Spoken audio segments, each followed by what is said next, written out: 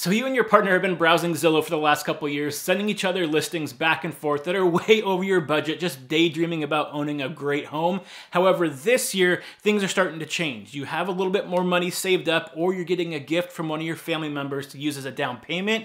And on top of that, you got a raise at your job, and you're thinking, this is the year that I'm actually going to be able to purchase a home. So now you want to take that virtual relationship with Zillow and make an in-person one. You want to start going to open houses. Stop. Now, before you do that, it's extremely important to understand the current market that we're in. In 2024, it is a seller's market right now, which means that if you're not fully prepared to enter the market and strategically get things set up to make sure that you're going to be successful, you're going to be in for a world of hurt. So if you need to get a loan for the property, the first thing that you need to be doing is getting a pre-approval before you go tour any homes whatsoever.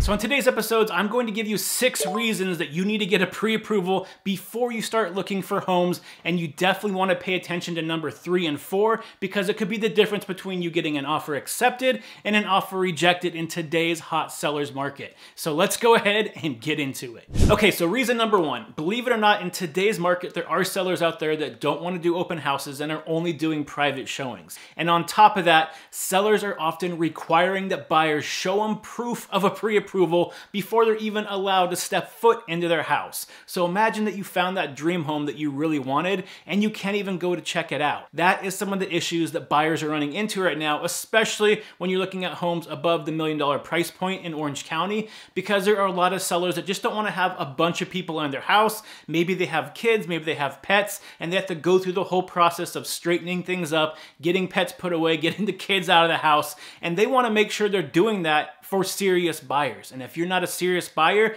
they don't want you in their property. So if you don't have that pre-approval in hand, you could be missing out on your dream home and not even have a chance to see it before it goes into escrow. The second reason to get that pre-approval is because it's going to help you understand your budget. So when you talk to a lender, you're going to give them your specific financial situation, and they're going to be able to run the numbers and not only tell you how much you can afford, but let's say you find a house, you can actually send that to the lender. They're going to take the purchase price, the tax rate for that city, and they're going to be able to say, this is your monthly payment, and it's going to be very close to accurate in terms of what your final payment's going to be. And then you can have them run a bunch of different scenarios for you. So you can say, what if I put 8% instead of 5% down? What if I do this different loan program? What if I buy my interest rate down 0.5 point? And you can run all of those, and they can basically tell you which is going to be best for you so you can better budget and figure out if that home is going to fit within your monthly budget or not. So if you don't have that pre-approval, all you're going to be doing is using guesswork. You can use those free online calculators, which, don't get me wrong, is a great starting point to figure out how much you can afford.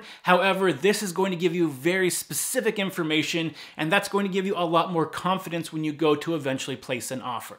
Okay, so the third reason, and probably the most important as we're in this hot seller's market right now, is it's going to strengthen your offer when you eventually go to place it. So it goes without saying that right now, if you place an offer without a pre-approval and you need a loan for the property, the seller is pretty much just going to laugh at you. They're going to throw your offer aside and are not going to consider it seriously. So having a pre-approval is a necessity in today's market to even place an offer. However, did you know there's actually 2 different types of pre-approvals? And this is something that you really need to pay attention to because it can make or break you being able to get into the home of your dreams. So the first type of pre-approval is just your standard pre-approval that you're going to get from most major banks, and it's going to just tell you this is how much you can afford. You gave them some financial information, maybe your W-2s and tax information. They ran it through real quick and said, you can afford this dollar amount based on the information you gave us. However, there is a secondary type of approval that not all banks are going to do, especially bigger banks. These are typically done by smaller lenders.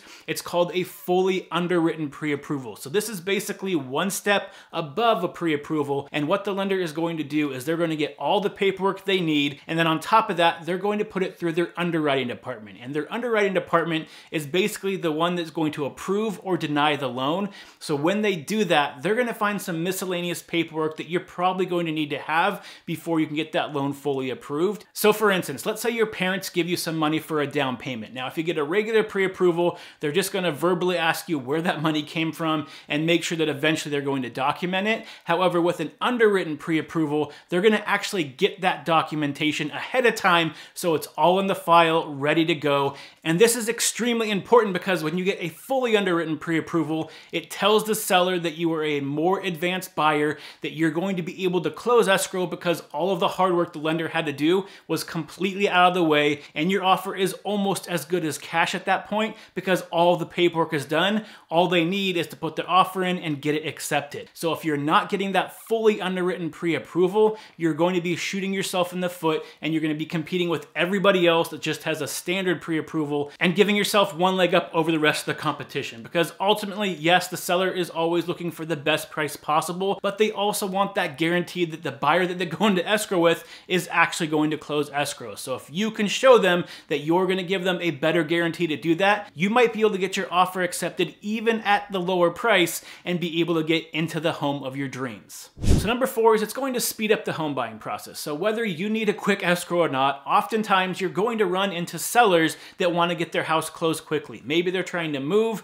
or maybe they're an investor that wants to be able to close that house as quick as possible because every day that they hold on to it is costing them money. If you don't have that fully underwritten pre-approval and you're just doing a standard pre-approval, or you're trying to go through the pre-approval process at the same time of placing an offer, the best you're most likely going to be able to do is going to be a 25 to 30 day escrow. However, if you have that fully underwritten pre-approval where all the paperwork's out of the way, oftentimes the lender is going to be able to close that file in maybe 2 weeks or 2.5 weeks, taking a week or a week and a half off what everybody else is doing and ultimately saving the seller money. Again, putting yourself in a much better position to be able to purchase a property and be able to win in a multiple offer situation. Now, not every seller is going to need a quick close, but having the ability to be able to do a quick close if you find the right property is just going to give you one more tool in your tool belt to be able to get your offer accepted over somebody else's. Okay, so reason number 5, and this is by far the most emotional one, is it's going to help you avoid heartbreak. So what do I mean by this? I see this all the time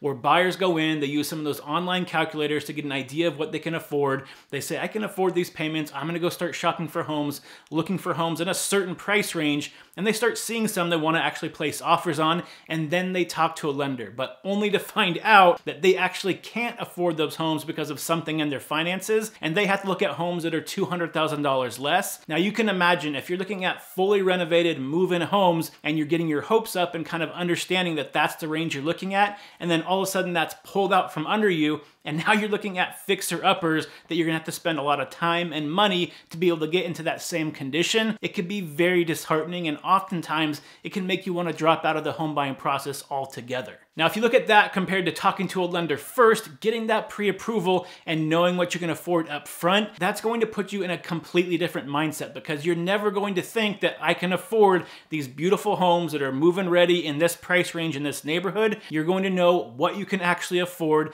and that's going to set you up for success versus that disappointing feeling as soon as you start the house hunting process. And the second reason that could really emotionally destroy a buyer is that maybe you do find that dream property you like, you go through the process, you get the pre-approval done, you can afford the payments on it, and then you're about to place an offer only to realize that house is already off the market because somebody else got it instead. In today's highly competitive environment, it's not uncommon to see a house hit the market on a Friday and then be in escrow by Monday or Tuesday. And most lenders don't work on the weekends, so oftentimes if you need a pre-approval done on a Friday, you're not going to be able to get that done in time to be able to actually compete for that home and be able to place an offer to be able to have a chance of getting your dream home. So I see it happen way too often where buyers aren't super motivated to find a home, but if they find the right dream home, they can place an offer on it and they don't get that pre-approval done. And then when they do find that dream home, maybe it took them 2 or 3 months to find that perfect property, then they go through the pre-approval process and then they end up losing the home because they can't get an offer in on time. So even if you're not in a hurry trying to find a home, I highly recommend you get that pre-approval done. You can always renew it down the line after a few months, but that way, if that perfect property does pop up that you're interested in, again, you're actually able to compete, place an offer on the home, and have a chance to get it versus watching somebody else walk away with that dream home of yours and then have to take another couple months to try to find something else. Okay, and the sixth and final reason to get that pre-approval is that it's a lot easier than you might think. So especially if you're a W-2 employee, the lender is not going to require that much paperwork. So maybe they're going to ask for your W-2, your tax return, some paycheck stubs, your bank statement, but there's not a lot of paperwork that's needed to get that pre-approval done. And then to get the fully underwritten pre-approval, oftentimes it's just a few additional pieces of paper. So if you get that done out of the way, you're going to set yourself up for success. It's not hard to do. And if you work with the right lender, they shouldn't be intimidating and trying to get you to purchase a home.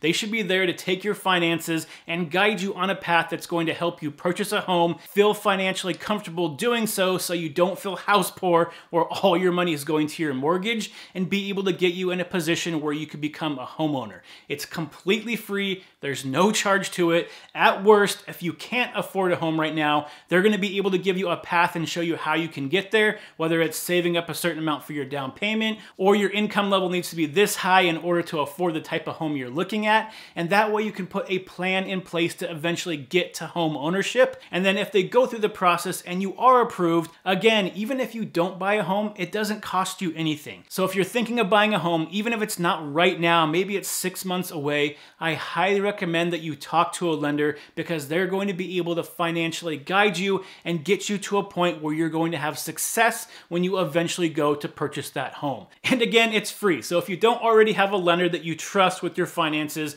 and you need a referral for a great one, feel free to contact me anytime. I have a network of some great lenders I can refer you to, and they're going to be able to help guide you to that dream of home ownership. And if you are thinking of purchasing a home this year and you want some more information about how much you need to actually have saved up for a down payment, or maybe how much you need to make to be able to afford the average price home inside Orange County, feel free to check out this video right down here where I go over all of that in a lot of detail to help better set you up to be able to purchase a home down the road. So until next week, stay happy, stay healthy, and I'll see you on the next show. Bye, everybody.